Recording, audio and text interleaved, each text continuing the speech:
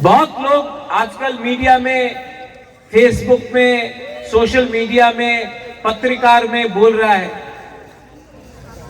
Bubagra BJP का understanding था।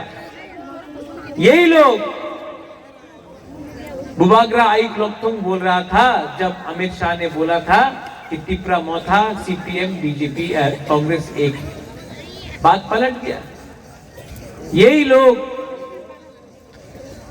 जानता नहीं है, लेकिन मैं यहां में खुला सबके सामने बोल रहा हूं। मुसलमान ने वोट किया सीपीएम को, तिपरासा ने वोट किया तिपरा मोथा को,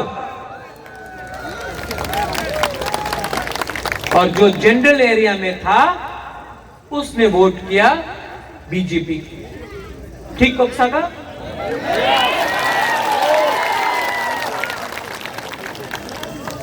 मुसलमान ने वोट किया सीपीएम को, तिपरासा ने वोट किया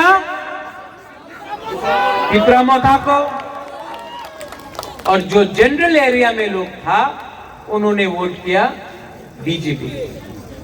तो ये जनरल एरिया का लोग, दो तीन, सब नहीं, थोड़ा लोग क्यों बोल रहा है कि तिपरा मोथा ने बीजेपी को जिताया? आप खुद का कम्युनिटी का लोग ने ही बीजेपी को वोट किया। हमारा बुकुंबारा ने तो तिपरा मोथा को वोट किया और हम लोग जीता भी, 13 सीट जीता। आप लोग अपना एरिया से हारा।